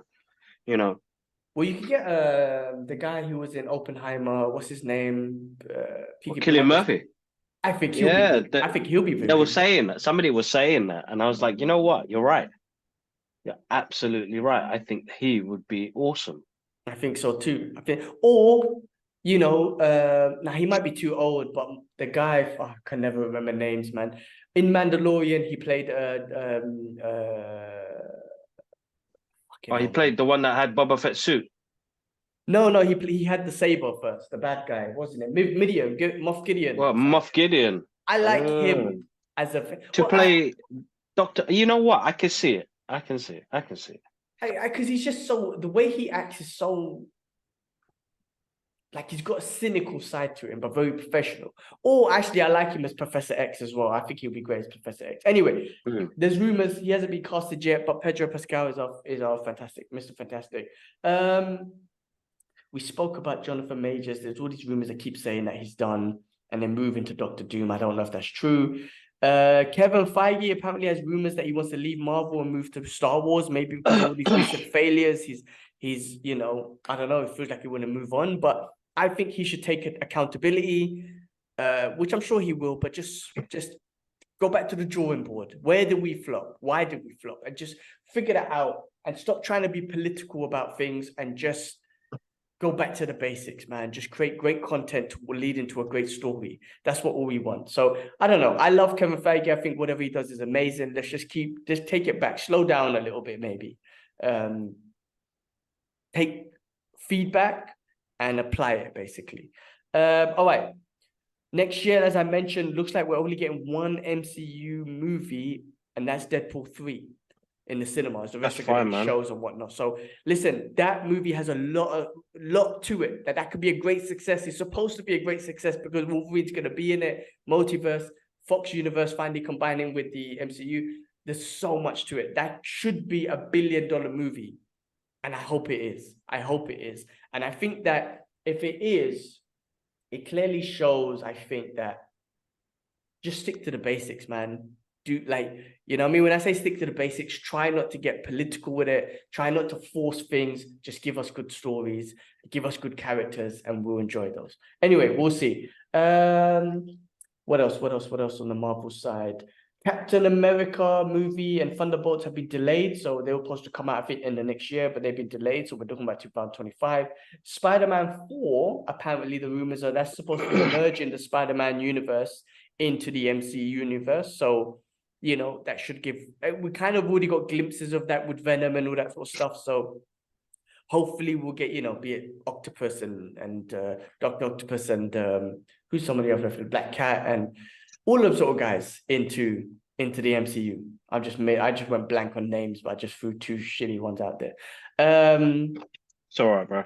Marvel's Blade director confirms rating. So everyone's saying the Blade movie is going to be violent, which it should be. So that's cool. That's what we were looking forward to. And then there was another thing I was going to say.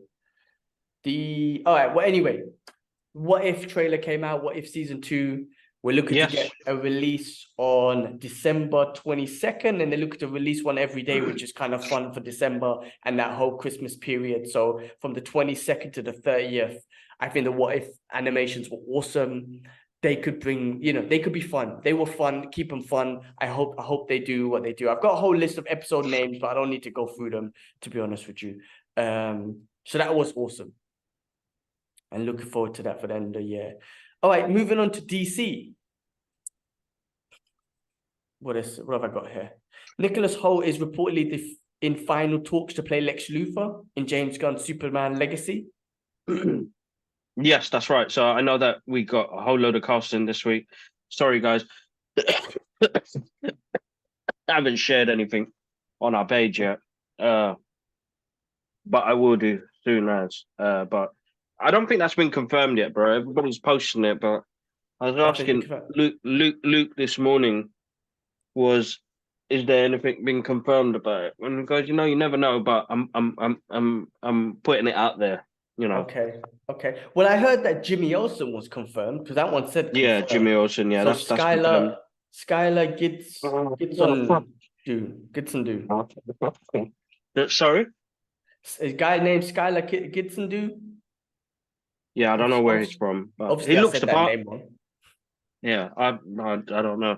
I've seen the pictures, but yeah, you know me, man. Same as well, bro. Well, that's there. And then the last thing, Aquaman's coming out in a month. This will be Jason Momoa said it. This will be the end of the DCEU, I think he said, and this will be his end of one of Aquaman. But obviously, there was rumors that he possibly might play Lobo, which would be awesome. But I think this is the end of the DCEU, and his one is Aquaman. So I be honest with you, of course I'm gonna go watch this movie. I don't think this movie is gonna be as great as the first one. The first one was okay. I really enjoyed it. I just don't think it'll be as great. And I think if it's the end of the DCEU, that might be a good thing, and then, we're not looking to get the first Superman movie till 2025, right? No. Yeah. Good. Exactly. So you're going to take a year off. I think that's a brilliant thing from DC. if I'm correct. Take a year off from everything, let it all die, start fresh. So listen, I'm not expecting much from this movie, and honestly, I feel like I don't think in the box office it's going to do well. That's just from my opinion and based on recent events and people's just judgment on the DC universe and just comic book movies in general. So anyway, that's coming out in a month, guys. Do check it out in cinemas. I'm gonna watch it for sure, as I always will do. And I'm sure Kibler will be a big part of the UK promotion with the whole DC family. So that would be awesome for Kibler. Maybe get a chance to meet Jason Momoa if he's there. That would be awesome too. So I know Kibler, you're going to be a big part of that. So enjoy that when that comes. All right, moving on. Star Wars, real quick. Apparently Pedro Pascal won't be returning for Mandalorian season 4 due to other commitments. I hope that's not true. I hope that's a rumor. The other commitments maybe be Fantastic Four, I don't know, just because the news came out similar. But Pedro Pascal is the Mandalorian. There's no way you can't put Pedro Pascal as Mandalorian, as not Mandalorian in there. Even though he wears a mask, it doesn't matter. It needs to be Pascal. So I hope that's not true. Also, Dave Filoni has become the chief creative officer of the Lucasfilms. He will now work with more. He will work more directly with Kathleen Kennedy to oversee the next generation of Star Wars and show movies. Look, South Park took the piss out of Kathleen Kennedy about her solutions to all these movies, why they've been failing. Just put a diverse chick in there, make them gay. Like, that was hilarious from South Park. But, I don't know what's really happening in the back end, but they've been taking the piss out of that. But Dave Filoni's done a great job with Star Wars content that's been coming out. And I think he'd be great with some of the stuff that's leading on. All right, that was that segment. The last one, the next segment is what's coming. So new things that are coming out. Gonna quickly run through this. Creed 4 is happening. Looks like Michael B. Jordan will be like producer and all that sort of. Be well involved as he was with Creed 3. Kung Fu Hustle with Jackie Chan. Apparently, Kung Fu Hustle was hilarious with. Oh my god. Yeah, I'm blank on the names. I'm going blank on everything. But Kung Fu Hustle, comedy, Kung Fu movie with Jackie Chan, of course, it would be amazing extra comedy in there. So that would be pretty cool. Keanu Reeves has returned as the detective in R-rated sequel to Constantine. I don't know if that was confirmed, but it looks like it was. Yeah, it was confirmed. It will be an Elseworld story like the Batman. Yeah, that's right. So that's awesome. So Keanu Reeves is back there. Keanu Reeves, John Wick anime is in the works. So that'll be fun. And I'll be very interested to see how they do the action in the anime. That'll be fucking awesome. Talking about animes, Terminator is getting an epic anime on Netflix. So that'll be interesting as well on where they can take that Terminator stories. I feel like an anime will be better than a movie in the current times. The Bear will remain open for business. For season 3. If you haven't seen season 1 or 2, watch it. It's so good. It's so good. I've talked about it before. It's such a great show. Do check that out. Now You See Me 3 has been announced by Lionsgate. So that was a very, Mark Ruffalo and all them guys in there. It's a very, what's that? One of those movies that's got a lot of trickery and shit in it. You look out for the tricks and all that shit. So that was pretty good. Harold and Kumar 4 confirmed. Standard comedy. If you want to check it out, check it out. Universal is in early development of the a new Jason Bourne movie, so with the new age action movies, maybe that might be interesting because that was quite good when it came to like a spy, espionage and action movie and whatnot. So that might be pretty good. And I think she's going to bring back Matt Damon and everything. Netflix is working on a new Enola Holmes movie. Yeah. And then the last thing that should be coming, or not the last thing, there's a couple more things. Denzel Washington will be working on a movie called Hannibal, who is apparently let me read the history, but I wrote this down. He is like a conqueror. Hannibal came over the Alps and attacked Rome from the north, at the time posing the greatest threat to the Republic. Hannibal was a skilled militant technician who led the troops in what is now known as Tunisia, not far from Sicily. So, story about that.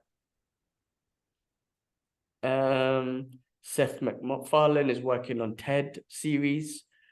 And then Okay. lastly, which was a big one and a fun one, Karate Kid, new movie Yeah, with man. Ralph Macchio and Jackie Chan. Did I say his name wrong? I said his name wrong, obviously.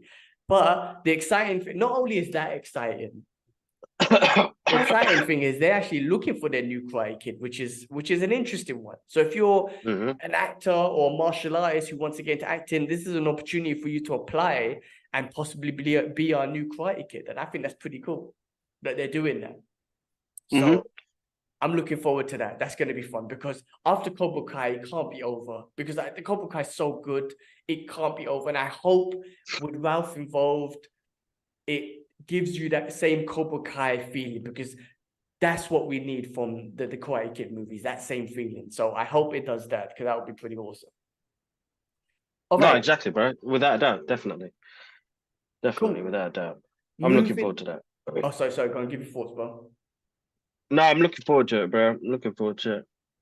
It was exciting to see. All Yeah, right, moving exciting on to see. to other movie news and stuff like that. So the SAG AFTRA AFTRA SAG AFTRA strike has come to an end. From what I've heard, and they've reached a deal, which is amazing. Looks like content's going to come back out. They're going to get back on it, and I hope they worked out a deal for people to get paid what they're worth. So that's what the whole thing was about. Hopefully, everyone gets their fair due in everything. So I'm glad that worked out. Disney is no longer reporting to release The Bikers, which had Tom Hardy in it. And they're looking to make it go straight to streaming. So they're making a lot of changes in the movie with like Disney and whatnot after all the strike has ended and all this sort of stuff. And they're looking to make a lot of changes. So they're looking to just bring that out straight on streaming and not the cinema, which is an interesting take, but let's see what they do. Netflix released the first trailer for Avatar, the live action Avatar, which looks pretty cool. Yeah. Looks to release in February. Zack Snyder says that the crossover between Army of Dead in its upcoming movie Rebel Moon. So they're looking to be in the same universe and some crossover between Rebel Moon and Army of the Dead. John Cena and James Gunn Wile E. Coyote movie has met the same fate as the Batgirl, Warner Bros. So What do you look, mean? I don't know. It looks like they were supposed to make a movie and it got cut basically. So Warner Bros. Decided to cut Oh, it. right. Okay. Yeah. Cool. And then lastly on the news, on that part, on the more news, was YouTube is looking to introduce new rules and labels that will require creators to disclose whether will be using artificial intelligence to the content that they've created, or is it their own video? So I guess with AI, a lot of people are creating shit and posting it out there like it's theirs, and they get the Yeah. credibility from it. So just to making sure if shit's real or not. As you can see, this is real. We're two real human beings talking our shit. All right, to finish off, video games is the next segment. The first Black Samurai coming to Assassin's Creed. So if you're an Assassin's Creed fan, I know Ash is playing the new one. They're looking to do a story on the first Black Samurai. And then Nintendo Switch just announced a Legend of Zelda movie is coming soon. So listen, they done great with Mario. Let's see what they do with Legend of Zelda. And then the last part was the controversial questions, bro. You done that to me last time. So my turn to give you back some questions and we'll finish off with this.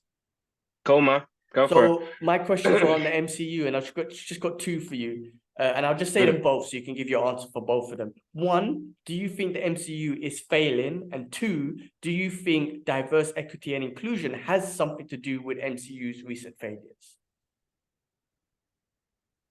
With the first one, yes. I think they've had far too much content out, and I think Disney Plus has played a big part of that. And I think we as fans are superhero fatigued. You know, we have. It's an amazing time because I still get to watch the content, but I've been pushed back, bro. I've gone back to the books. I'm not watching the content on TV. Like I've missed Gen V. I've missed Invincibles. I just don't want to watch anything related to that no more because it is fully packed. It's lost its uniqueness. Now, that's just my thoughts. I just to jump in there. I don't think you should take it out on Gen V and Invincible because they're very different. No, takes. I haven't. That's what I'm saying. Yeah, so do But watch those. But MCU, I don't want. yeah, Eventually, I will. Eventually, I'm not yeah. doing that. It's just like I don't feel drawn to it. I don't feel drawn to it. I'm actually just watching older films because I'm not drawn to it, and I think it's just like I don't know. I'm just a change, I suppose. I want something, and I know they're both originals and they're both really good.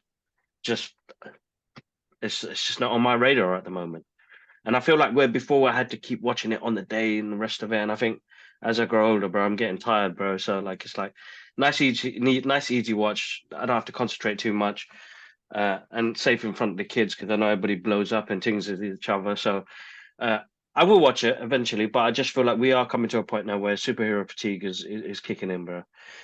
The part about inclusion, diversity, and the rest of it, if it's force fed, it's not going to be enjoyable, you know. If it's drip feeds and you make me connect with the character, it doesn't matter what they are from, alien, whatever color, race, what. Just connect, man. Connect with your audience a bit more better now. I think the problem is happening now is you're force feeding it, you're putting it in there, yeah, power, and then it's like, some things will work and most of it won't work. And that's what's happening at the moment. I feel like Marvel are quite smart because they have trialed a couple of things where they feel like, okay, you know what, let's give this a go and see where it goes. So they're taking risks. So I rate them for that. But it's too much, bro. And then the Disney Plus, knowing that we've just gone to cinema to watch it and knowing that I'm paying £100 a year for this and it's going to be on TV in 2 months, bro, I'm sitting at home, man. That's how most people are thinking. Cool. Awesome. Well, look, this was Believe that. a 2-hour podcast. There was a lot to catch up on because we haven't caught up in 2 weeks. A lot of news and then just a lot of thoughts and stuff in general. Guys, again, if you watch to the end, thank you. Thanks for watching, liking, subscribing. Check the description for the timestamps. Hopefully you already have.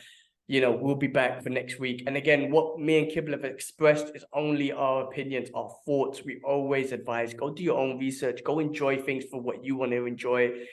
Make your own decision, but get the content behind it, get the research behind it. And whatever you decide after that, that's on your opinion. And that's what everyone's entitled to do. But obviously we're here to spread, peace and love, as weird as that sounds, but that's what really as a human being we want with each other. All right, guys, freaking hell, long one today, man. We'll leave you to it and we'll catch you on next week's episode. We out. Peace. Take care, guys. Peace.